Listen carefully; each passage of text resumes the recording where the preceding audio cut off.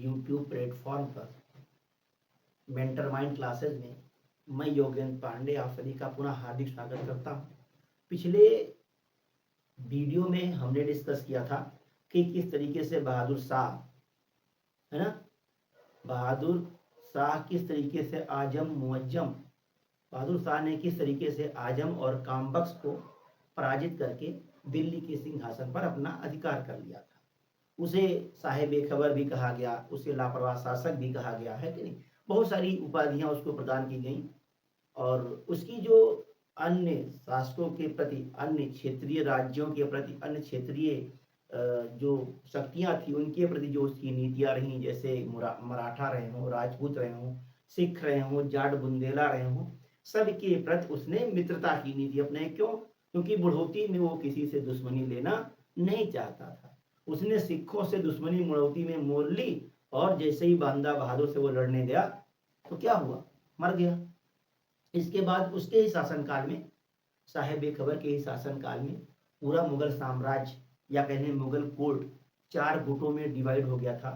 एक था ईरानी गुट, एक था तुरानी गुट, इसको सुन्नी गुट बोलते हैं, एक था अफगानी जिसे दुर्रानी गुट भी बोलते हैं, और एक हिंदुस्तानी गुट था जिसमें स्थानीय कुछ मुगल शासक, स्थानीय कुछ हिंदू शासक और मराठा शासक थे जो अपना प्रभाव मुगल एम्पायर पर जमाना चाह रहे थे।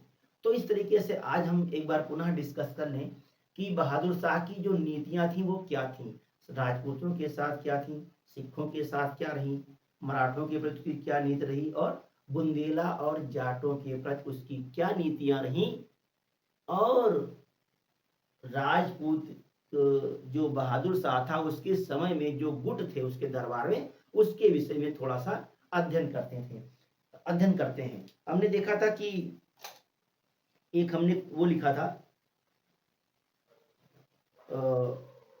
1707 में बहादुर जहां शासक बना, फारूक और रफी दोनों रंगीले हो गए।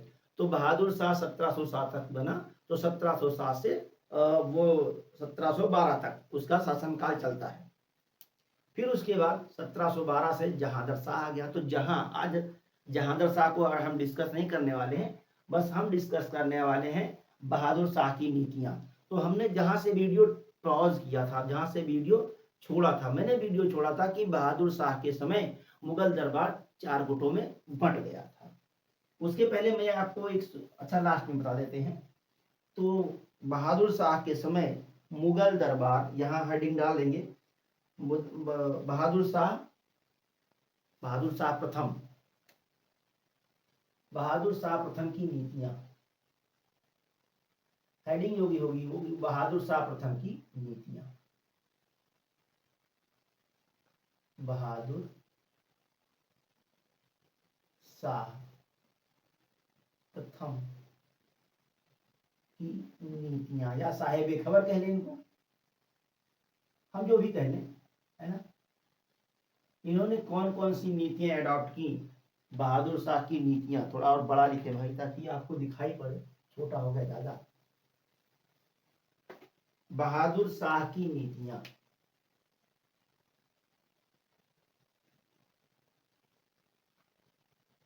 बहादुर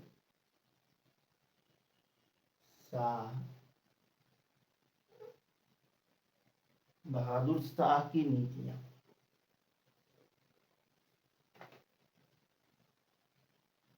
शाह की नीतियां।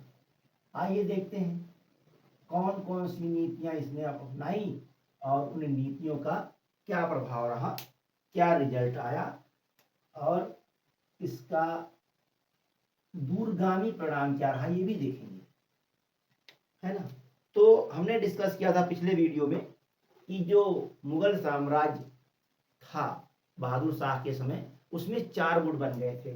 मुगल बादशाह के समय मुगल बादशाह बहादुर शाह के समय 4 गुट बन गए थे, है ना। तो 4 गुट, बहादुर शाह के समय के 4 गुट, यही बगल में लिख लीजिए, बहादुर शाह कालीन 4 गुट। ये लिखना है कि बहादुर शाह के शासनकाल में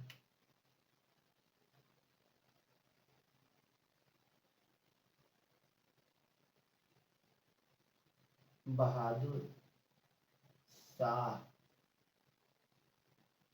प्रथम के शासनकाल में मुगल दरबार में 4 गुट बन गए थे। काल में मुगल दरबार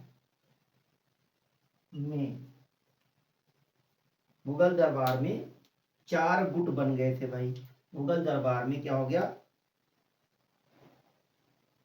4 गुट बन गए। क्या बन गया? 4 गुट बन गया। 4 गुट, थोड़ा मोटा लिखो। मुगल दरबार में 4 गुट बन गए थे। क्या बन गया था? 4 गुट बन गया था। अब ये 4 गुट क्या था देख लेते हैं। ये 4 गुट जो था, ये जो 4 गुट था, इसमें मुख्य रूप से जो लोग थे उनको देख लेते हैं। पहला गुट था इनका ईरानी। पहला गुट ईरानी गुट।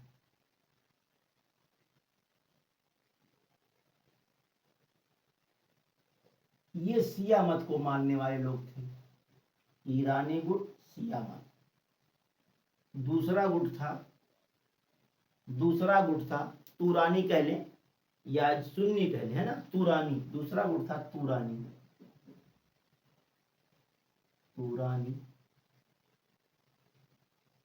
ये सुन्नी मत को मानने वाले थे। एक और गुट था दुर्रानी गुट कह लें या अफगानी कह लें। एक गुट था दुर्रानी,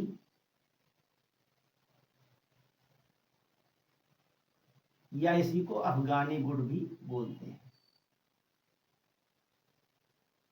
इनको भी देखेंगे इसमें क्या था। और एक गुट था हिंदुस्तानी।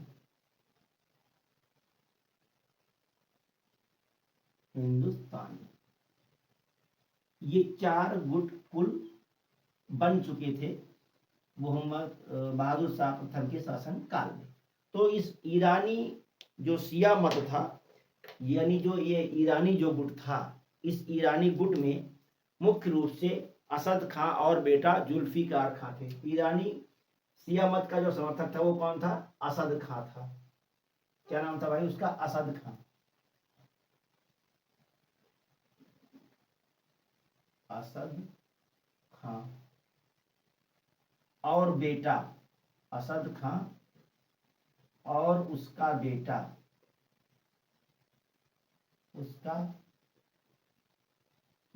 कौन था? जुल्फिकार खां।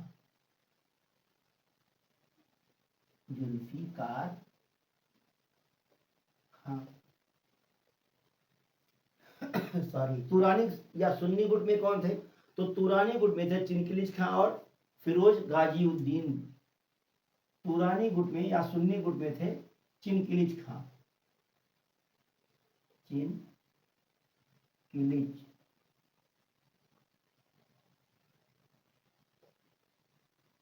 चिनकिलिच खां और फिरोज गाजीउद्दीन जंग और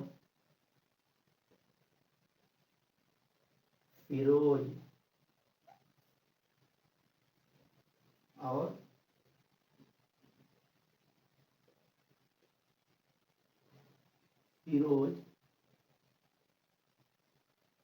गाजीउद्दीन और फिरोज गाजीउद्दीन जंग। एक ये इसको मानने वाले थे लोग, शिया संप्रदाय के थे, तुरानी गुट के लोग थे। क्लियर? दूसरा था दुर्रानी गुट या अफगानी। अफगानों द्वारा नेतृत्व था। इस गुट में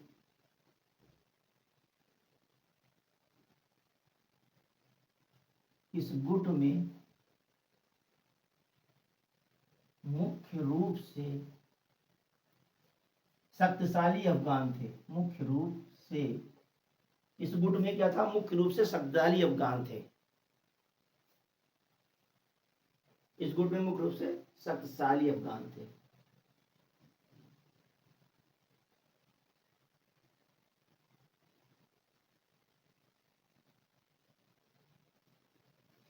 और दूसरा था हिंदुस्तानी, स्थानीय भारतीय मूल के लोग थे। इसमें कौन था?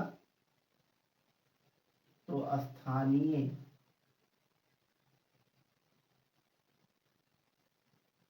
भारतीय मूल के। अब इसमें कौन कौन था? तो इसमें शामिल थे हिंदू और मुस्लिम, हिंदू प्लस मुस्लिम।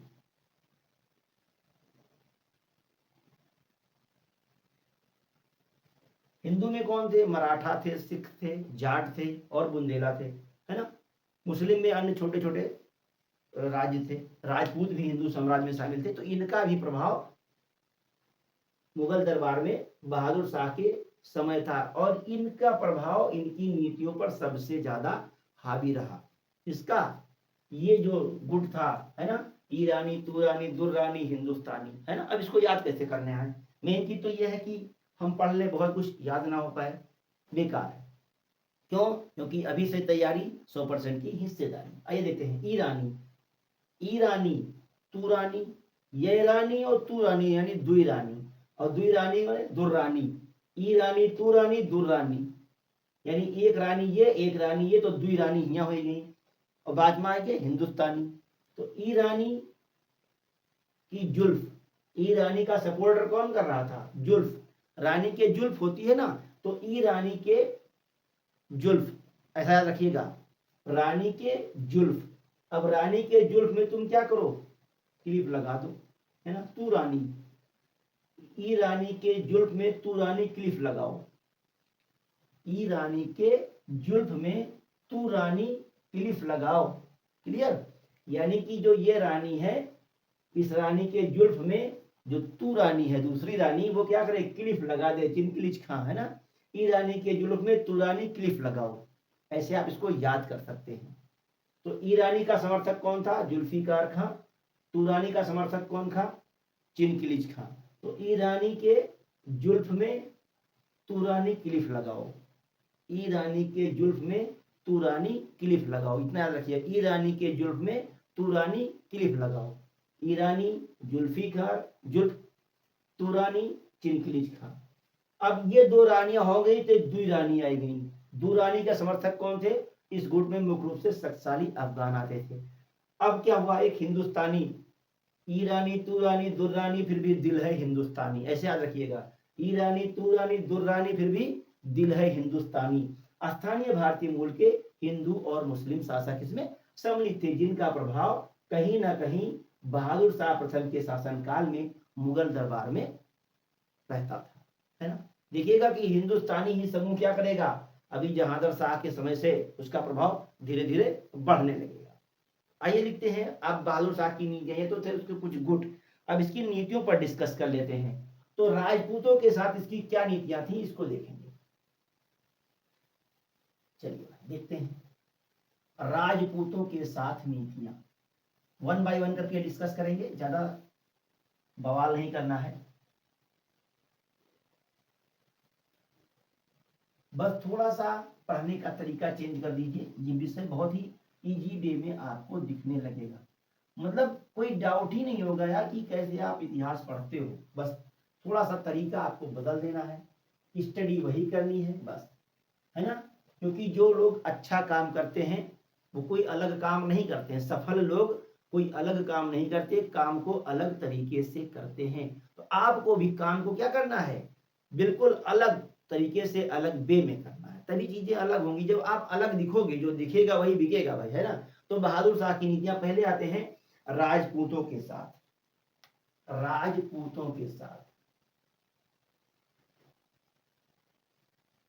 राजपूतों के साथ, राजपूतों के साथ इनकी क्या नीतियां थी, इसको देखते हैं। राजपूतों के साथ इनकी क्या नीतियां थी, देखते हैं। मारवाड़ के राजा जय सिंह, मारवाड़ के राजा जय सिंह को 3500 का मनसब प्रदान किया और महाराजा क्यों कही? आप राजा नहीं, आप महाराजा हो भाई। चापलूसी करेगा तभी तो, बुझौती नहीं यार। देखो जब उम्र घट जाती है तो दुनिया कहानी आने लगती है, लोग आपको दबाने की कोशिश करते हैं। तो पहला राजपूतों के साथ पहला बिंदु क्या रहा? पहला ही रहा, इसने मारवाड़ के राजा जय सिंह को 3500 का मनसब प्रदान किया। मारवाड़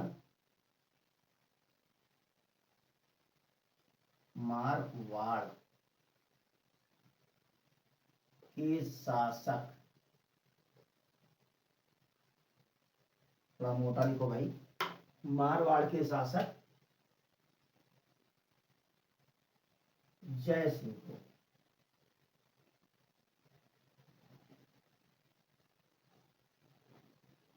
3500 का मनसब दिया। मनसब 3500 का मनसब दिया, प्रदान कर दिया मतलब बताया, मनसब दिया। और क्या कहा? और महाराजा की उपाधि दी। मनसब दिया, दूसरा और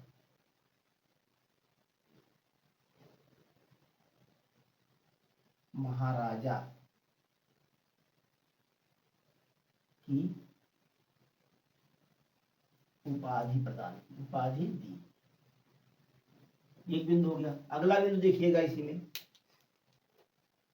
देखते चलिए आप लोग आगे होता है क्या, है ना। हाँ, और महाराजा की उपाधि दी थी। अजीत सिंह, और इसी में और एक अजीत सिंह, दुर्गा सिंह और जय सिंह कछवाहा ने विद्रोह कर दिया। कौन कौन से? अजीत सिंह, दुर्गा दास और जय सिंह कछवाहा। अगला बिंदु था इसी में, अजीत सिंह,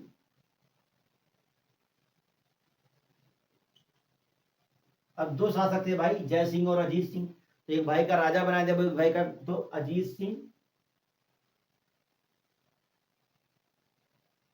दुर्गादास,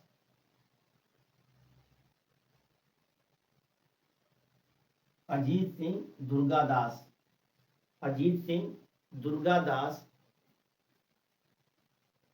और जय सिंह कछवाहा ने विद्रोह कर दिया। अजीत सिंह, दुर्गादास आदि ने, लिखो, आदि ने विद्रोह कर दिया। आदि ने विद्रोह कर दिया। भाई थोड़ा सा राइटिंग आज पता नहीं क्यों डिस्टर्ब चल रही है। दुर्गादास ने, ऐसा लिखिए, ने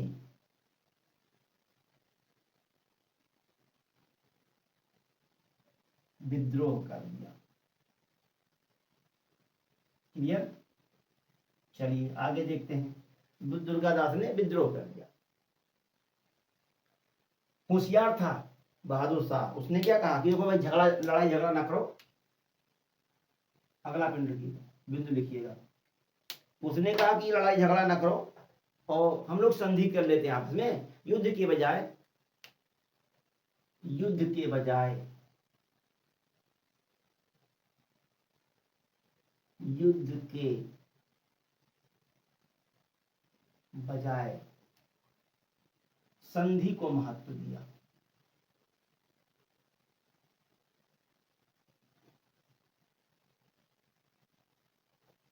संधि को महत्व प्रदान किया।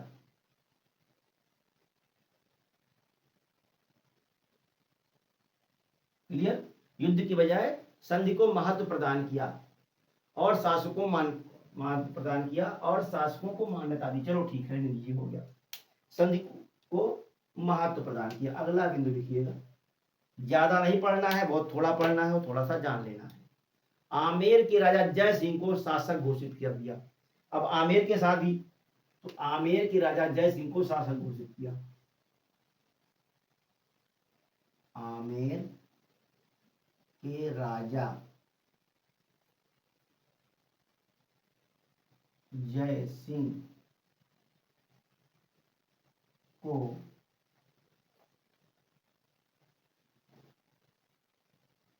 शासक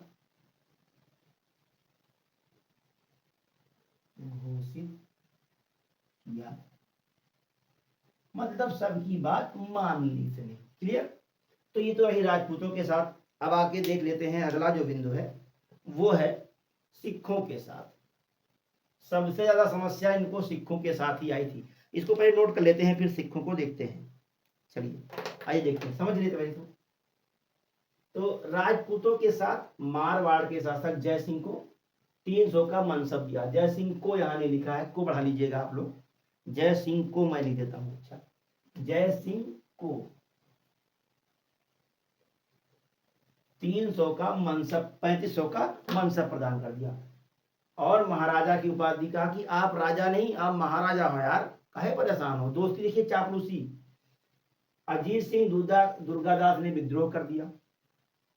युद्ध के बजाय बहादुर शाह ने संधि को महत्व ज्यादा प्रदान किया। भैया बढ़ोती में झगड़ा वगड़ा हो ना पाएगा, इसलिए दोस्ती कर लो यार, तुम भी शांति से रहो, मैं भी शांति से रहूं। आमेर के राजा जय सिंह को शासक मान लिया, चलो हम तुमको राजा मान लेते हैं। भैया झगड़ा बवाल मत करो, विद्रोह और दंगा वंगा मत करो, बढ़ोती में हमारे बस की लड़ाई झगड़े की बात नहीं है। तो इतना रहा राजपूतों के साथ। आप इसको नोट कर लीजिए, देन मैं सिखों के साथ डिस्कस करता हूं।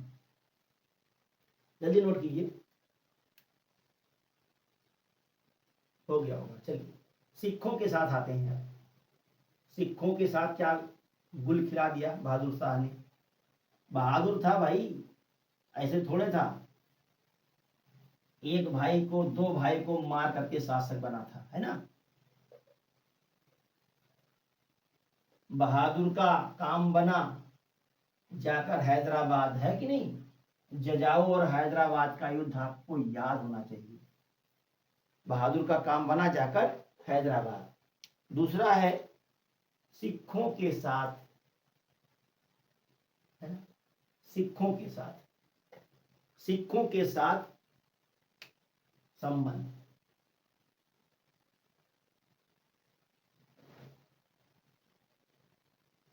सिखों के साथ संबंध।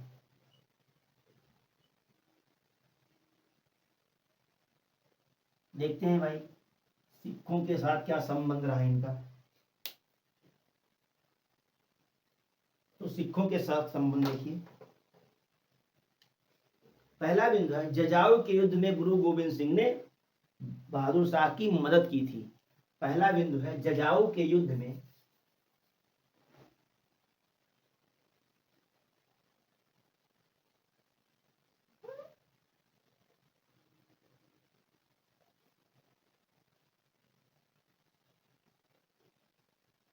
जजाऊ के युद्ध में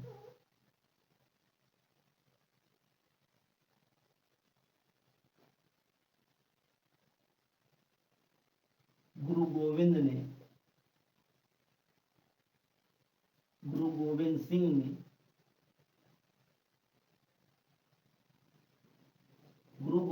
ने सिख किसकी मदद की थी, बहादुर शाह की मदद की थी। जजाऊ के युद्ध में गुरु गोविंद सिंह ने बहादुर शाह की मदद की थी।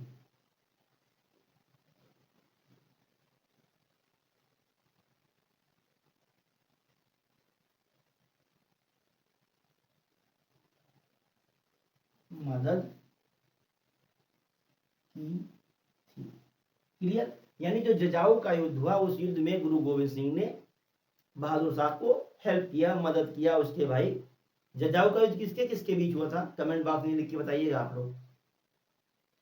यानी कि काम बख्श, है ना, जाकर हैदराबाद। तो मुअज्जम बहादुर शाह जा कहाँ, हैदराबाद गया। तो जजाऊ का युद्ध बहादुर शाह और काम बख्श उसके बीच हुआ था, आजम के बीच हुआ था।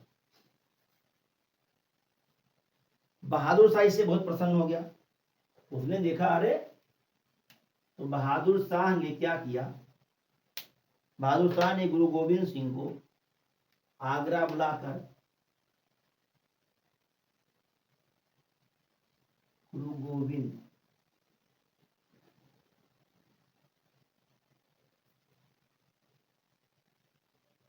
सिंह को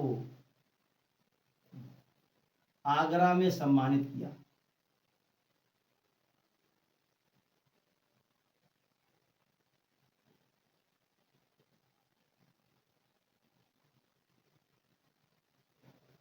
आगरा में सम्मानित किया।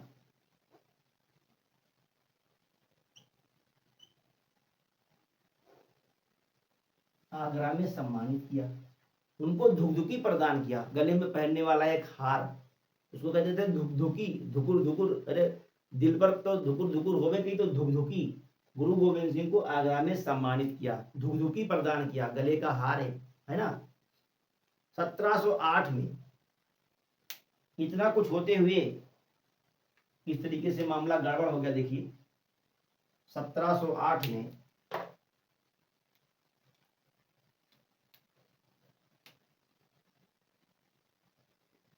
1708 में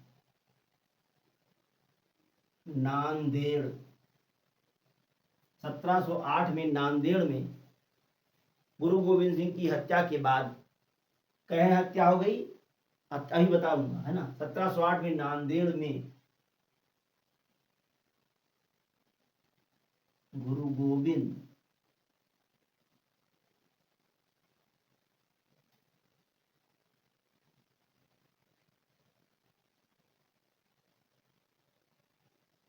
हत्या के बाद, गुरु गोविंद की हत्या के बाद सिख नेता बंदा बहादुर ने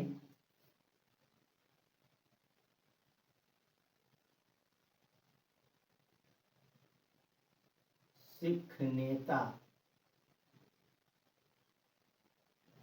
बंदा बहादुर ने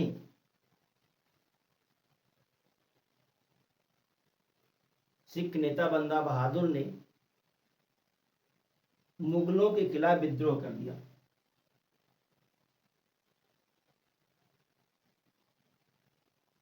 मुगलों के खिलाफ विद्रोह कर दिया।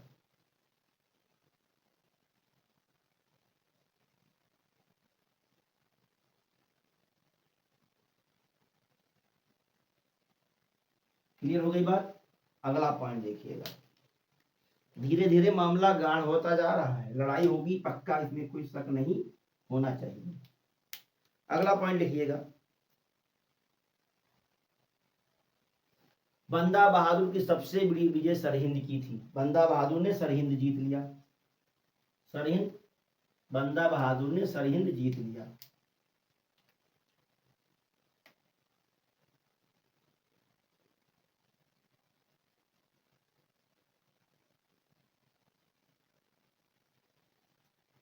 बंदा बहादुर ने सरहिंद जीत लिया।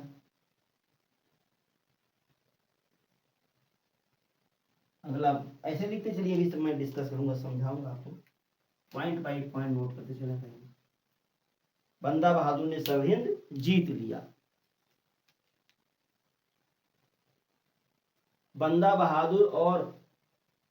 बहादुर को लेकर के, बंदा बहादुर के बीच लौहगढ़ के किले को लेकर के संघर्ष हो गया। मुगलों लौहगढ़ के किले को लेकर, लौहगढ़ के किले को लेकर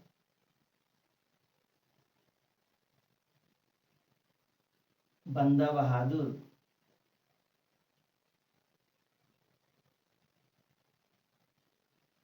और मुगलों के मध्य संघर्ष,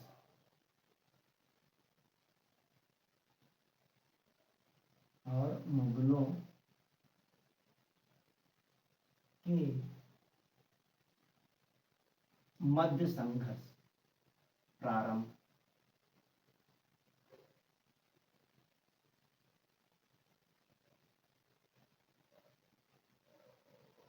दोनों के बीच लौहगढ़ के किले को लेकर के संघर्ष प्रारंभ हो गया। आइए देखते हैं, बहादुर शाह ने लौहगढ़ के किले को जीत लिया, है ना। बहादुर शाह ने क्या किया, बहादुर शाह ने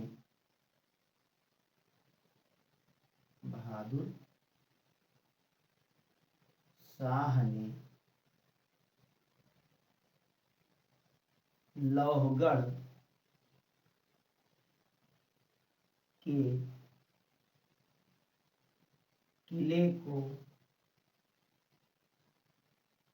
जीत लिया। इस लौहगढ़ का किला, इस जो ये लौहगढ़ का किला है, ये अंबाला की तराई में स्थित है, जिसका निर्माण गुरु गोविंद सिंह जी ने कराया था। इसको भी याद रखिएगा, कभी पूछ सकता है कि लौहगढ़ के किले का निर्माण किसने कराया था। वो छोटा क्वेश्चन है, जल्दी पूछिएगा नहीं, लेकिन याद रखिए इस किले का निर्माण गुरु गोविंद सिंह ने करवाया था। इस तरीके से मुगलों और इस तरीके से क्या हो गया, मुगलों और सिखों के बीच हाइड एंड सीक वाला गेम जारी रहा, लुका छिपी, कभी प्यार कभी तकरार, कभी इकरार, है ना, कभी प्यार कभी तकरार। तो जजाऊ के युद्ध में गुरु गोविंद सिंह ने बहादुर शाह की मदद की थी। इससे बहादुर शाह बड़ा प्रसन्न हुआ। उसने बहादुर शाह ने क्या किया, गुरु गोविंद सिंह जी को आगरा बुलाया और एक धुकधुकी प्रदान की और सम्मान वस्त्र दिया, सिराया पेओ जिसको बोलते हैं, सरापा जिसको बोल सकते हैं, है ना, सरापा कह लीजिए, सिरापायो कह लीजिए, या और एक धुकधुकी प्रदान की, गले का हार, लॉकेट। दूसरी बात, गुरु गोविंद सिंह को आगरा में सम्मानित किया, यह हुई बात। 1708 में नांदेड़ में गुरु गोविंद सिंह की हत्या के बाद, कब, इसी जजाऊ के, है ना, तो 1708 में नांदेड़ में गुरु गोविंद सिंह की विषम परिस्थितियों में हत्या हो गई, और इस हत्या का इल्जाम बंदा बहादुर या सिख समुदाय ने मुगल बादशाह पर आरोपित कर दिया, जिससे दोनों के बीच में तकरार शुरू हो गई। बंदा बहादुर ने सरहिंद जीत लिया, इसी बीच मुगलों के खिलाफ विद्रोह कर दिया। किसने, सिख नेता बंदा बहादुर ने। लौहगढ़ के किले को लेकर बंदा बहादुर और मुगलों के मध्य संघर्ष शुरू हो गया, लड़ाई शुरू, जो होगा देखा जाएगा। बहादुर शाह ने लौहगढ़ के किले को जीत लिया। यानी कह सकते हैं कि कुल मिलाकर के खट्टी और मीठी दोनों तरीके की नीतियां सिखों के साथ संबंध में रहीं। सिखों का संबंध मुगलों के साथ थोड़ी देर के लिए मधुर रहा, बाद में फिर वही खटास उत्पन्न हो गई। आइए मराठों के प्रति देख लेते हैं इनकी नीतियां, जल्दी से नोट कर लीजिए। मराठों के प्रति, हो गया होगा, मराठों के प्रति,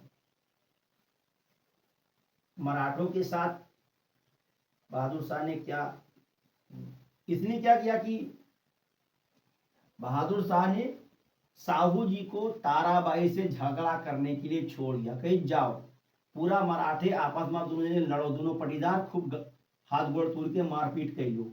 और एक काम किया, इसने कहा कि भैया मैं सरदेश मुखी तो दे दूंगा आपको वसूलने के लिए, लेकिन चौथ नहीं दूंगा। सरदेश और चौथ वो एक प्रकार से टैक्स कह सकते हैं जो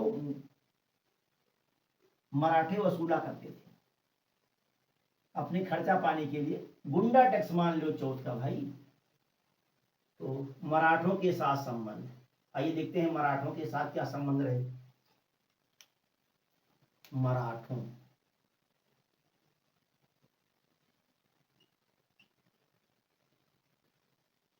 मराठों के साथ संबंध देखिए, इसमें क्या किया, बहादुर शाह ने अस्थिर नीति अपनाई,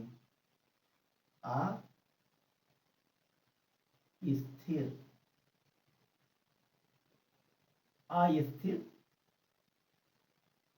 नीति अपनाई,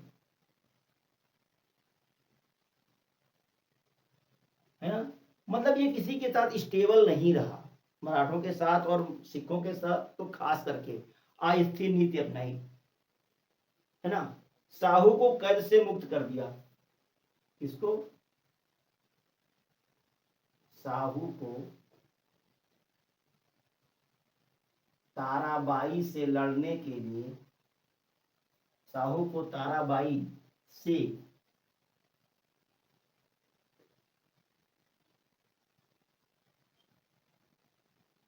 लड़ने के लिए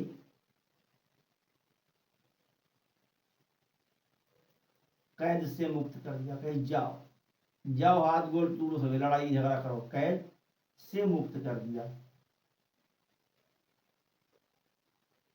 साहू के विषय में हम वहां विस्तृत अध्ययन करेंगे जब हम पढ़ेंगे मराठा, है ना। तो अस्थिर नीति अपनाई, साहू को ताराबाई से लड़ने के लिए कैद से मुक्त कर दिया। एक नीति तो इसकी ये रही। इसका मतलब ये था कि जब मराठे आपस में लड़ेंगे तो इससे मुगलों को प्रॉफिट होने वाला है।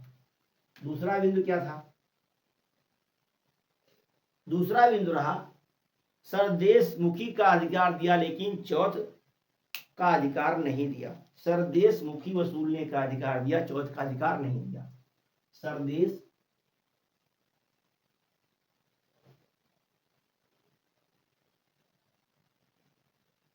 मुखी वसूलने का अधिकार दिया,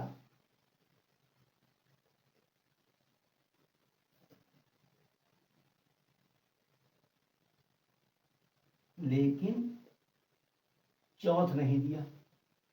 लेकिन चौथ नहीं दिया।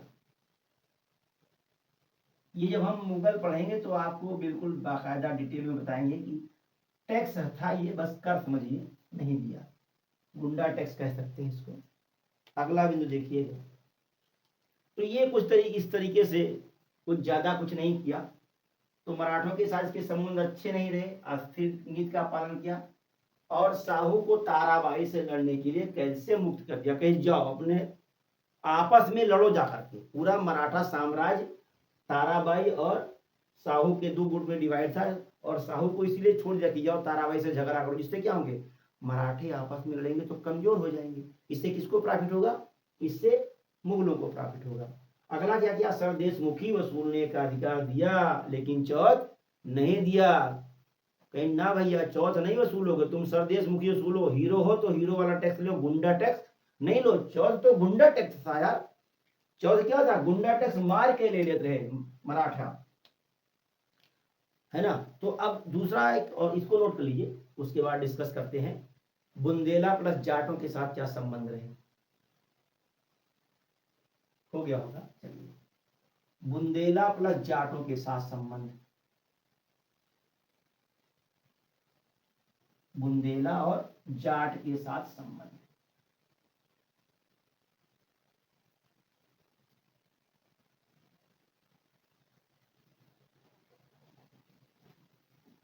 बुंदेला और जाटों के साथ संबंध।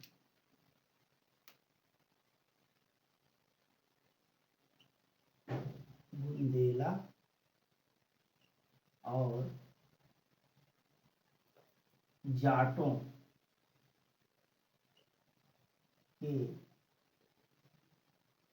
साथ संबंध, ये एक बड़ी बात थी। ये कुछ ऐसे स्थानीय सामंत थे जो सबको तंग करते थे, खास करके मुगलों को तो बहुत तंग करते थे लोग, है ना। तो उनको भी इसने साधने की कोशिश की, मनाने की कोशिश की, डरा के धमका के, साम दाम दंड भेद सब, लेकिन साम दाम रहा, दंड तो नहीं दे सकत रहे है। खुद कमजोर है, बुढ़ौती माँ 65 साल की उम्र में राजा बने, दंड का दे है ना। तो साम दाम से ही काम चला रहा था। तो बहादुर शाह प्रथम ने क्या किया कि बहादुर शाह प्रथम ने, पहला पॉइंट नोट कीजिएगा, बहादुर शाह प्रथम ने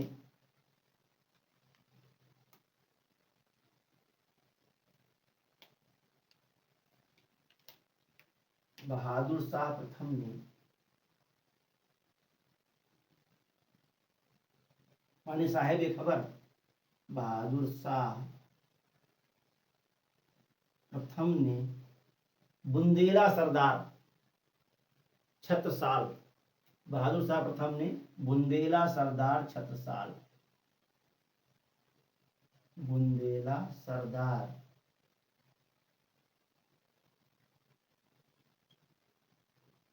छत्रसाल, बुंदेला सरदार छत्रसाल के साथ मेल मिलाप कर लिया, छत्रसाल के साथ मेल मिलाप की नीति अपनाई। दोस्ती कहीं नहीं, मेल मिलाप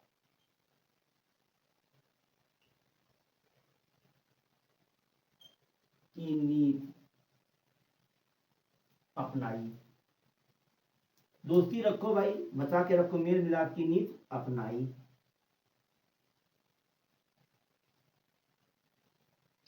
आगे देखिएगा, अगला बिंदु क्या है, जब इन्होंने एक और कौन बता, जाट, जाट बड़े लड़ाका होते हैं भैया, है कि नहीं। नीति अपनाई, जो छत्रसाल था वो मुगलों का निष्ठावान सामंत बना रहा। नीति अपनाई छत्रसाल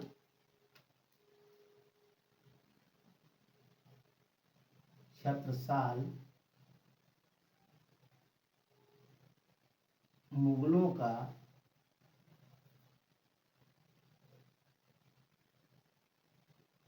निष्ठावान शासक बना रहा।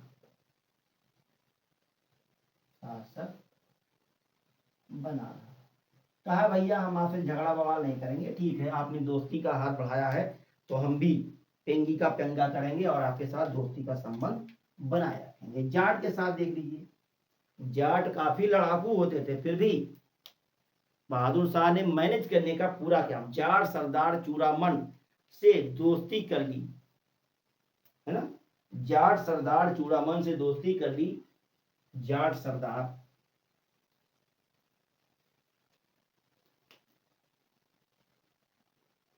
जाट सरदार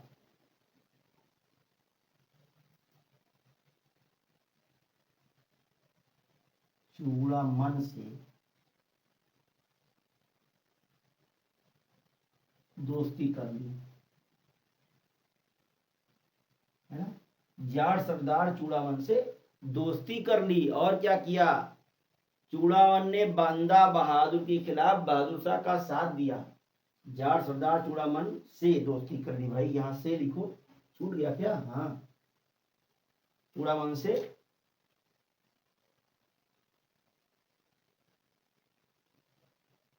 दोस्ती कर ली, बंदा बहादुर के खिलाफ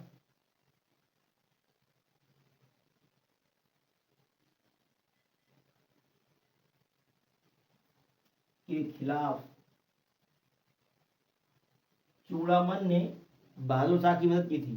बंदा बहादुर के खिलाफ चूड़ामन ने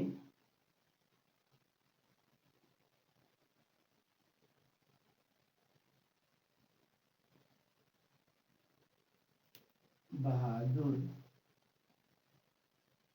शाह की मदद की थी,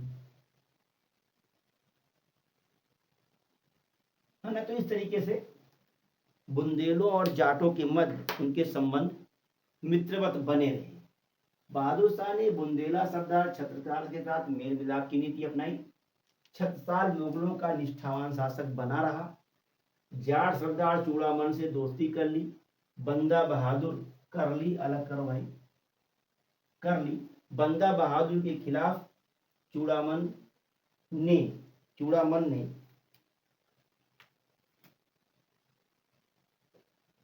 बहादुर शाह की मदद की थी। कहीं दोस्ती निभाऊंगा जरूर, हो चाहे जो जाए, है कि नहीं। तो इस तरीके से कुछ ये इनके संबंध रहे। और एक टॉपिक मैं आपको और बताना चाहूंगा, है ना।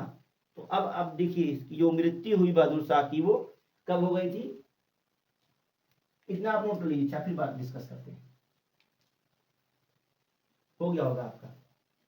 बस आपको इतना याद रखना है कि जो जाट और बुंदेला थे उनके साथ इनके मित्रवत संबंध थे, बस दोस्ती का हाथ दामन बढ़ाया।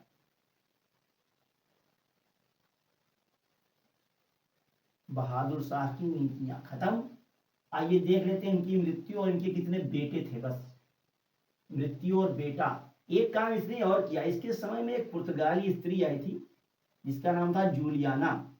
पुर्तगाली स्त्री इसके दरबार में आई थी जिसका नाम था जूलियाना। हमने कल पिछली वीडियो में डिस्कस भी किया है, तो थोड़ा सा उसको याद करने का तरीका मैं आपको बता दूं कि कैसे याद करेंगे। अभी देखता हूं। मैटर ये नहीं करता कि आप पढ़ कितना लेते हैं, मैटर ये करता है कि आपके माइंड में रहता कितना है, बस। और कुछ नहीं करना है, आपको अपने दिमाग में उसको सेट कर लेना है। तो बहादुर शाह के 4 बेटे थे। बहादुर शाह के 4 पुत्र थे भाई। कितने पुत्र, तो 4 पुत्र थे, 4 पुत्र। अब वो 4 पुत्र कौन कौन से थे देख लेते हैं। पहला तो जहादर शाह, जो इनके बाद शासक बनेगा, जहादर शाह, अजीमुस्तान, रफीउस्तान है, जहानशान। कौन कौन? अजीमुस्तान, रफीउस्तान और जहानशान। दूसरा पुत्र है अजीमुस्तान, अजीमुस्तान।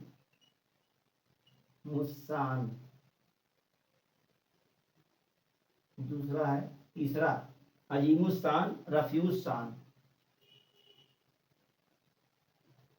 रफी उस्सान, शाने हैं। और चौथा है जहानशाह,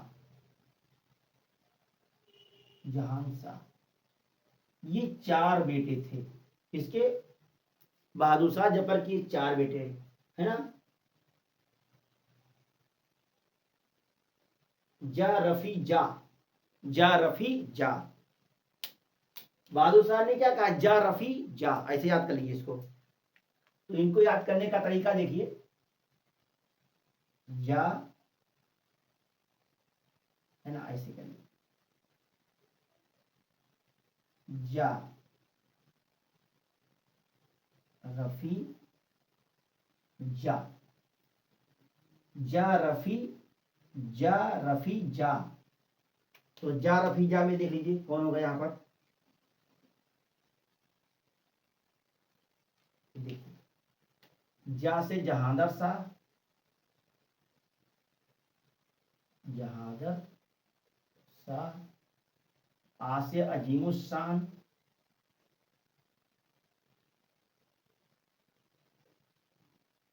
रफी से रफीउस्तान, और जा से जहानशाह। ये चार बेटे इनके थे, और इनके चार बेटे थे। और ये जब मरा 27 फरवरी को, तो ये 1 महीना तक कोई पड़ा रही है इसे, उन्हें सब गाढ़े नहीं आए, मतलब दफन करने नहीं आए। कहीं पहले मार के राजा बन लीजिए, राजा बनी थे, आगे देखी का हुई।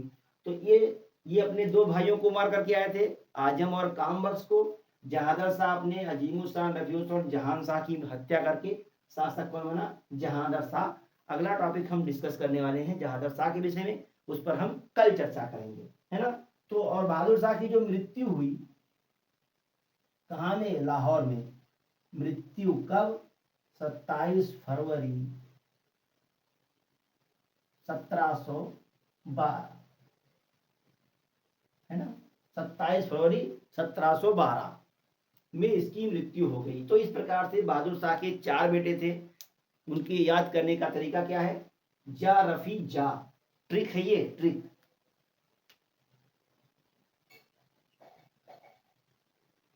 है ना। क्या है? जा रफी जा।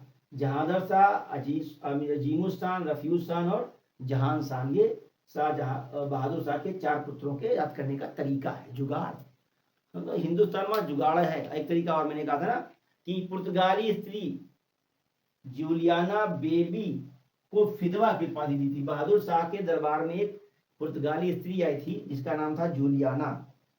तो जूलियाना को पुर्तगाली स्त्री, यहां नोट कर लीजिए, पुर्तगाली स्त्री जूलियाना को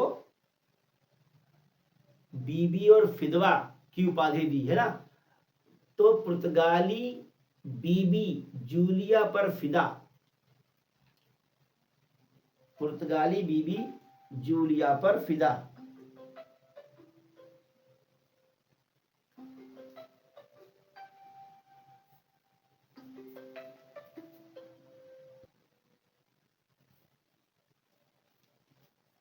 तो है ना, ये हमने देखा कि बहादुर शाह के चार बेटे थे, जहांशान, जहांदर शाह, अजीमुस्तान, रफीउस्तान, जहानशाह। इनका याद करने का तरीका क्या है? जा रफी जा।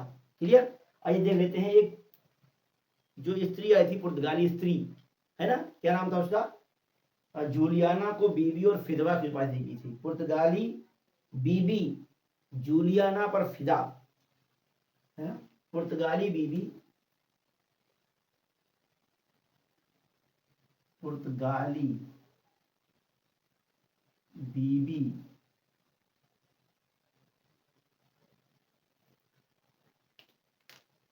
नोट करके लिखिएगा।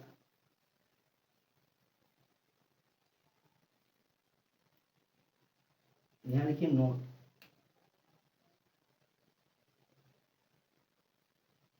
पुर्तगाली स्त्री जूलियाना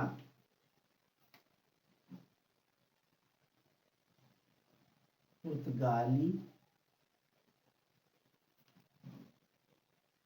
स्त्री जूलियाना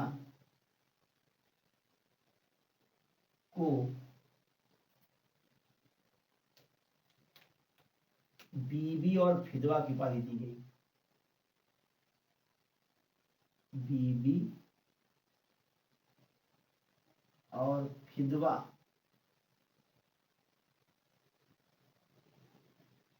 की उपाधि प्रदान की।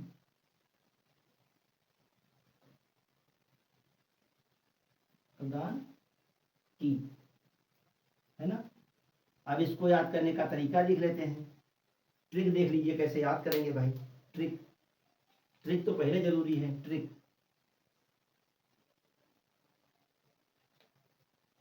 क्या ट्रिक है इसका? ट्रिक है पुर्तगाली बीबी जूली, पुर्तगाली बीबी जूली पर फिदा।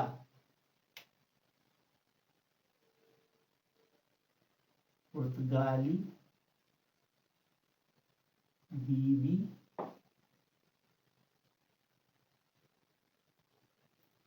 जूली पर फिदा हुए। जूली पर फिदा हुए, ये इसका ट्रिक है ना। तो बहादुर शाह के समय एक पुर्तगाली स्त्री आई थी जिसका नाम था जूलियाना, जिसको बीबी और फिदवा की उपाधि दी गई थी। तो इसका ट्रिक है पुर्तगाली बीबी जूली पर फिदा हुए बहादुर शाह। पुर्तगाली बीबी जूली पर फिदा हुए बहादुर शाह। लिख लो भाई, बहादुर शाह।